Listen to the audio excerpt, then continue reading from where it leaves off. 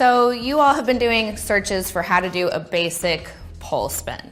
A great one to start with is an outside hook double attitude. This is part of the climb and spin vocabulary that we teach at New York pole dancing. The great thing about this spin is you actually get 2 spin impulses.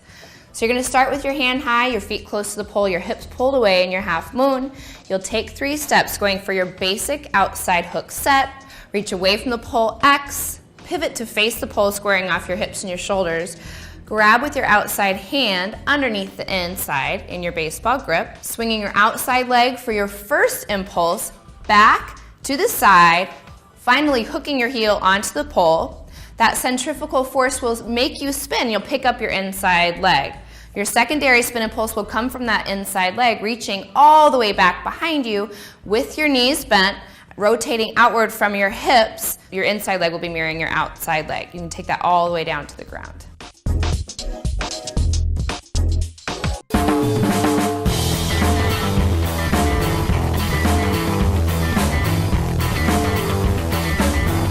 Today I'm going to talk to you about how to do a basic bicep grip spinning inverted straddle. It's just a basic bicep grip inverted straddle, but we're going to turn it into a spin, which always makes it a little bit more fun once you've mastered just the basic inversions. Always make sure you're properly warmed up whenever you pole dance, but in particular, very important when you're doing inversions because the stakes are higher and the risk of injury also goes up. So make sure you're very warmed up. It also helps to be working on your flexibility as well for safety and also makes your lines look cleaner and longer. So be sure to tune in to Laura Michael's instructional video on how to increase your straddle because that will definitely help in your inverted straddle. So the set that's going to take you into your bicep grip spinning inverted straddle is called a bicep grip pull-up set. So you're going to start with your feet nice and close to the pole. Your inside hand nice and high, block your shoulder, pulling the pole into the ground using the strength of your back and pulling your hips away from the pole. You're going to take 3 steps remaining in that half moon, feet close to the pole, hips away, walking inside, outside, inside. As you're walking around the pole, creating tension to that inside arm, slight bend in the elbow about forehead level. You're going to place your outside hand directly on top of the inside hand as you extend your outside leg way back behind you. The side, driving your knees into your chest, extend your legs out into your straddle, and then stepping out of it inside, outside. I'm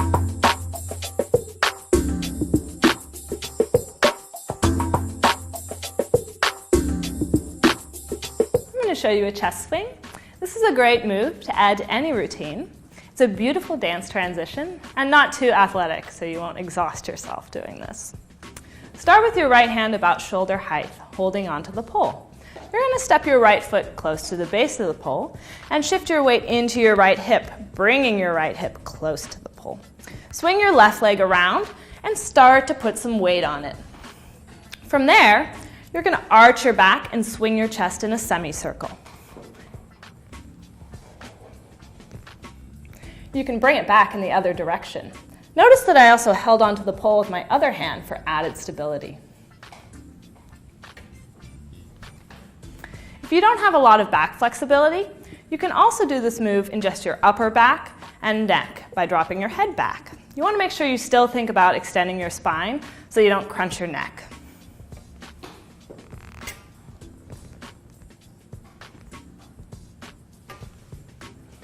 You can add steps at the beginning or the end of this movement to add a seamless transition to any other moves that you're doing.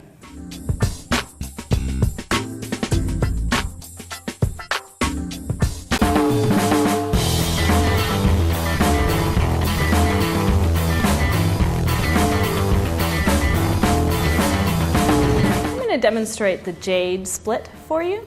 It can also be called the supine split. This is a required move for the USPDF Pro competition. So you're going to start in your right bicep grip, prepping for your inverted straddle. You can consult Brynlin Loomis's video on the inverted straddle for more pointers on how to do that cleanly and effectively. Once you're in your inverted straddle, you're going to bring your closest leg to the pole, the inside leg, in this case my right leg, to squeeze the pole between my thigh and my torso.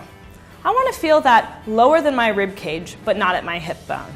Nice soft spot in your stomach. So keep squeezing that leg in. You're going to start to lower your right hand off the pole, sliding it out. Press that right hand into the outside of your right thigh, assisting in that squeezing motion. And then take your left hand off and bring that right leg even more across your body. So now you're holding onto that right leg with your left hand, and you're really squeezing the pole between your torso and your thigh. You can lower your right arm into your reverse bicep grip and extend your left leg behind you.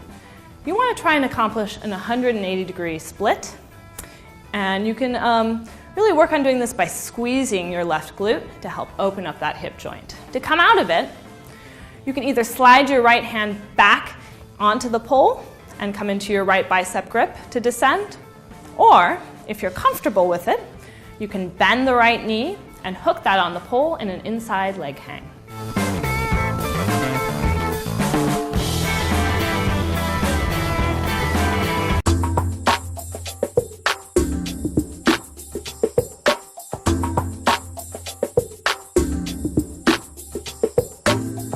I'm Gabrielle, and I'm going to talk about the butterfly.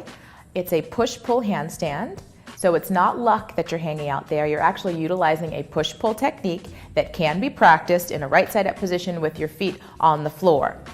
Top arm is pulling with our shoulder down. Bottom arm would scoop under to create cleavage, pushing like you're trying to snap the pole in half. Bottom arm pushing the pole away. Top arm pulling the pole towards you.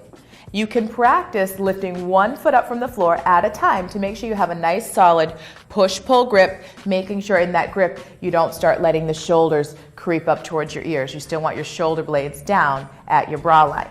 Now this push-pull sensation will be the same when we're upside down doing our butterfly.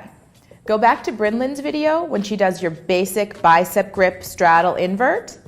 Review that, and you'll go from that bicep grip straddle invert into an outside leg hang.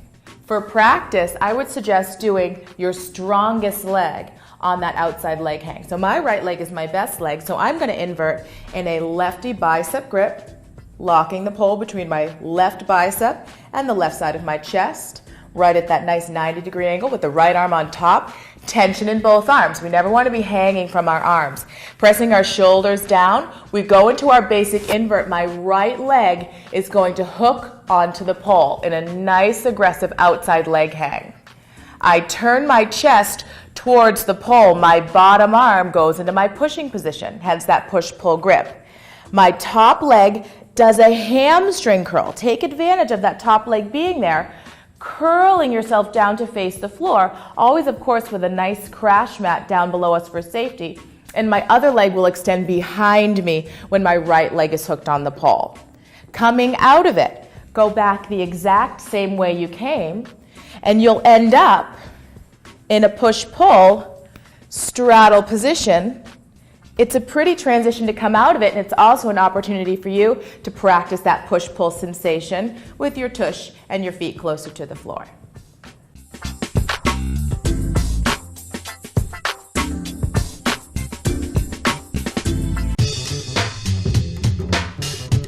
I'm here to talk to you about how to select the right pole shoe. Now, as fabulous as all of these shoes may be, some are better for pole dancing than others. Typically, a mule-style shoe does not work very well. It's very easily can get thrown off of your foot as you're spinning around the pole, inverting anything. It doesn't offer you a lot of safety, although it might look really pretty and make your legs look long. That's a nice shoe, but not good for pole dancing. This is a pretty awesome shoe to look at, but not so much to dance in. It doesn't offer a strap. The pump style does not offer a strap across the top of the foot, helping the shoe to stay on.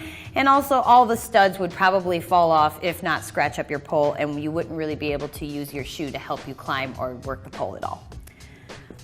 This shoe right here, in my opinion, is the ideal shoe to dance in.